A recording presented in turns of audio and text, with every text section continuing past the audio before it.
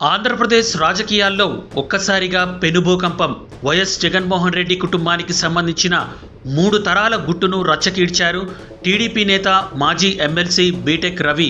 మంగళగిరి ఎన్టీఆర్ భవన్ వేదికగా ఆయన చేసిన వ్యాఖ్యలు ఇప్పుడు సోషల్ మీడియాను, పొలిటికల్ సర్కిల్స్ను షేక్ చేస్తున్నాయి. జగన్ తాత రాజారెడ్డి కాలం నుండి నేటి వరకు జరిగిన సంచలన విషయాలను ఆధారాలతో సహా బయటపెట్టారు. అసలు వైఎస్ ఫ్యామిలీ పొలిటికల్ హిస్టరీ ఏంటి? బీటెక్ రవి మాటల్లోనే చెప్పాలంటే అది పక్కా ఫ్యాక్షన్ మరియు రక్త చరిత్ర.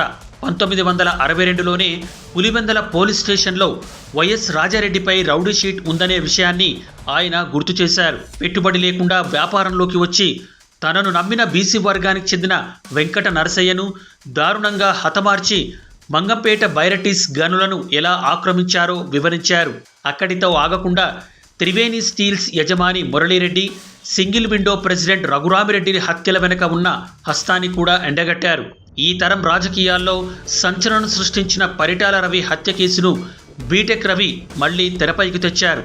జైలులో ఉండి స్కెచ్ వేసి మద్దెల చెరువు సూరి ద్వారా పరిటాల రవిని ఎలా అంతమొందించారో, దానికి ముందు అనంతపురంలో తగరగుంట ప్రభాకర్ రెడ్డి, బళ్ళారిలో ఆర్కేలను ఎలా లేపేశారో పూసగుచ్చినట్టు చెప్పారు.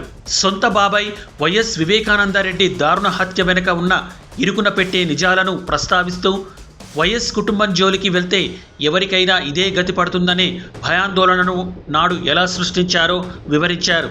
ఒకప్పుడు పులివెందులలో ఎదురులేని శక్తిగా ఉన్న వైఎస్ కుటుంబ హిస్టరీని ఇప్పుడు అదే ప్రాంతానికి చెందిన బీటెక్ రవి నడి రోడ్డుపై పెట్టడం వైసీపీకి పెద్ద షాక్ అనే చెప్పాలి.